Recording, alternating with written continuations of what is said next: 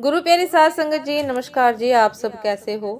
आशा करती हूँ बाबा जी के श्री चरणों में अरदास करती हूँ कि मालिक की कृपा से आप सब बहुत खुश होंगे, मौज बहार में होंगे और अवश्य ही भजन सिमरन में होंगे।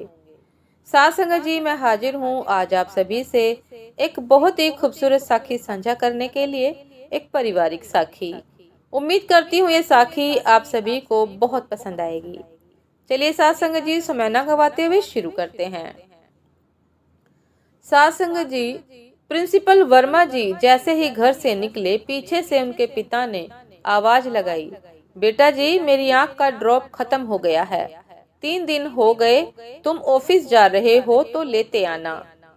तब वर्मा जी गुस्सा होते हुए बोले कि पापा, कितनी बार कहा है कि जाते समय पीछे से टोका मत करो, अपशकुन होता है। तब वह बोले कि बेटे, तुम शिक्षा विभाग के इतने बड़े अधिकारी होकर भी शगुन अपशगुन को मानते हो। अब नहीं बोला करूँगा। वर्मा जी बिना कुछ बोले चल दिए।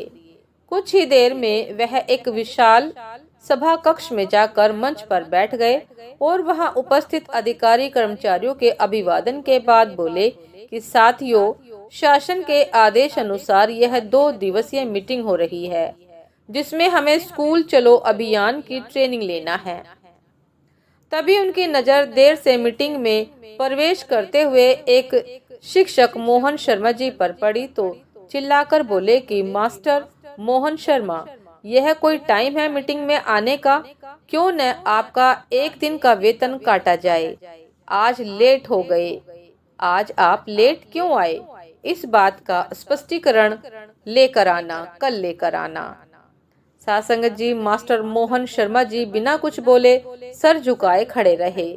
जब उन्होंने अपना सिर सीधा किया तब लोगों ने देखा उनकी आंखों में आंसू थे। मीटिंग समाप्त होने पर प्रिंसिपल वर्मा जी ने अपने बड़े बाबू को बुलाकर एक दिन के वेतन काटने का ऑर्डर टाइप करने का आदेश दिया। तब बड़ा बाबू बोला कि साहब जी, आप उनकी एक दिन का नहीं, 1 महीने का वेतन भी रोकने का आदेश देंगे तो भी वह आपत्ति नहीं करेंगे। सिर झुकाकर आंसू बहाते रहेंगे। यह नौकरी उनकी कमजोरी भी है और मजबूरी भी है। साध संगत जी, प्रिंसिपल वर्मा जी बोले, जो भी हो, अधिकारी लोग अक्सर दिमाग से काम लेते हैं। जो अधिकारी दिल से काम लेता है वह अधिकारी अक्सर फेल हो जाता है। कल उनके एक दिन के वेतन काटने का आदेश टाइप करके ले आना। तब बड़े बाबू ने कहा कि सर जी, 1-2 दिन रुक जाइए। तब प्रिंसिपल वर्मा बोले कि देखिए बड़े बाबू, पेंडिंग काम एक लाश के समान होता है। जितनी देर करोगे उतनी ही सड़ांध होगी। मीटिंग समाप्त होने पर वर्मा जी अपने घर पहुंचे। दरवाजे पर टकटकी लगाए उनके पिता बैठे थे। उनकी आंखें सवाल पूछ रही थी कि आंखों का ड्रॉप क्यों नहीं लाए। घर में प्रवेश करते ही वर्मा जी ने अपनी पत्नी को आवाज लगाई। उनके पास आने पर एक पेन ड्राइव देकर बोले कि लीजिए तुम्हारी फरमाइश की नई फिल्म।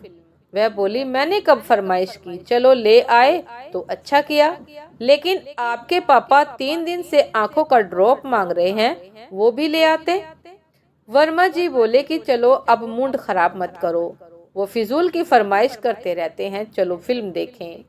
अगले दिन वर्मा जी मीटिंग में जाने की तैयारी कर रहे थे कि तभी बड़े बाबू आ गए और मास्टर मोहन शर्मा के एक दिन के वेतन काटने के आदेश हस्ताक्षर हेतु सामने रख दिया।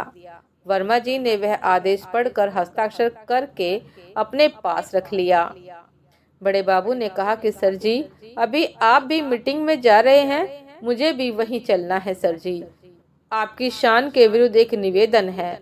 अगर उचित समझे तो रास्ते में मास्टर मोहन शर्मा जी का घर है। उनके पिता बहुत बीमार है, सिर्फ 1 मिनट उनको देखते हुए चलें। वर्मा जी ने बहुत देर तक सोचने के बाद स्वीकृति दे दी। फिर क्या था, दोनों कुछ देर में ही शर्मा जी के घर पहुंच गए। मास्टर मोहन शर्मा अपने घर के बाहर अपने बीमार विकलांग पिता को स्नान करा रहे थे। अपने अधिकारी को सामने पाकर शर्मा जी चौंक पड़े। हाथ जोड़कर बोले कि साहब जी, आप मेरे घर आए, मेरे अहोभाग्य। साहब जी, यह मेरे पिताजी हैं। इन्होंने मजदूरी करके मुझे पाला है। इन्होंने पूरा जीवन मेरी परवरिश में लगा दिया। मुझे जवान करते करते खुद बूढ़े हो गए, बिल्कुल आपके पिता के समान। आज यह बीमार है, इसलिए मेरा भी फर्ज है कि इनकी सेवा करूं। साहब जी, जब आप ही बताइए कि दुनिया की हर चीज खोने के बाद मिल सकती है, लेकिन अपने पिता को खो दिया तो फिर इनको सपने में भी पाना कठिन है। आप मेरा एक दिन का वेतन काट रहे हैं, मुझे जरा भी दुख नहीं है। भले ही महीने भर का वेतन कट जाए, भूख लगेगी तो भीख मांग लूंगा, लेकिन अपने पिता की सेवा में कमी नहीं कर सकता। सास संगत जी, यह सुनकर वर्मा जी ने वेतन काटने वाले आदेश को फाड़ कर फेंक दिया और मास्टर मोहन शर्मा के कंधे पर हाथ रखकर बोले कि शर्मा जी, आपकी पितृभक्ति के आगे नतमस्तक हूँ। फिर वर्मा जी मीटिंग में थोड़ी देर बैठे और उठकर वहां से सीधे अपने घर आ गए। वहां उन्होंने अपने पापा को इधर उधर ढूंढा, लेकिन वह नहीं मिले। तभी उनके पास किसी का मोबाइल कॉल आया। साहब जी, आपके पिता को कोई गाड़ी वाला टक्कर मारकर भाग गया, जल्दी आइए, वह अंतिम सांस गिन रहे हैं। वर्मा जी तत्काल भागे। उन्होंने देखा अस्पताल के जनरल वार्ड के बेड पर उनके पिता गंभीर हालत में पड़े हुए हैं। वर्मा जी उनसे लिपट कर रो पड़े और बोले कि पापा, आप इस हाल में? लड़खड़ाती जुबान में वह बोले कि बेटा, जब तुम्हारी माँ की मृत्यु हुई थी तब तुम बहुत छोटे थे। लोगों ने कहा कि तुम दूसरी शादी कर लो, लेकिन मैंने अपना जीवन तुम्हें इंसान बनाने में लगा दिया। लेकिन निश्चित ही मेरी परवरिश में कुछ कमी रह गई। अपनी आंख के इलाज के लिए मुझे अकेला अस्पताल आना पड़ा। अब मेरा अंतिम समय आ गया है, तुम्हें खुश रहने का आशीर्वाद देता हूँ। तब वर्मा जी हाथ जोड़कर बोले कि पापा जी, मुझे माफी मांगना नहीं आता, लेकिन मुझे इतना पता है कि आपको माफ करना आता है। प्लीज मुझे माफ कर दीजिए। लेकिन जिसे माफ करना था वह दुनिया छोड़कर जा चुका था। वर्मा जी बिलख कर रो पड़े। तभी वहां मास्टर मोहन शर्मा ने आकर रुमाल से उनके आंसू पोंछते हुए कहा कि साहब जी, हम अपने असहाय बुजुर्गों को खोने के बाद उनके उपकारों को याद करके रोते हैं। अगर उनके जीवन काल में ही उनके उपकारों को याद करते रहें तो कभी बाद में रोना या पछताना ना पड़े। मानव भूल जाता है कि उनका वर्तमान काल भी कभी न कभी भूतकाल होगा। हमारे धर्म शास्त्र सदियों पहले ही लिख चुके हैं, पितृदेव भव।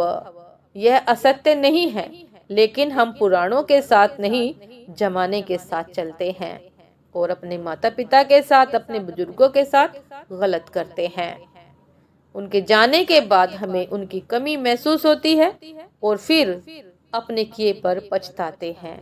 साथ संगत जी, अपने किए पर पछताना ना पड़े, इसीलिए आज से अभी से ही अपने रवैये में, अपनी आदतों में सुधार करते हैं। अपने माता पिता का समय रहते सम्मान करते हैं, उनकी ख्वाहिशें पूरी करते हैं, क्योंकि साथ संगत जी, उन्होंने भी तो हमारी हर ख्वाहिश का ख्याल रखा है। साथ संगत जी, ये थी आज की एक बहुत ही खूबसूरत साखी।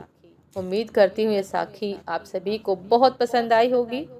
यदि पसंद आई हो साथ संगत जी तो लाइक, कमेंट, शेयर करना ना भूलिएगा।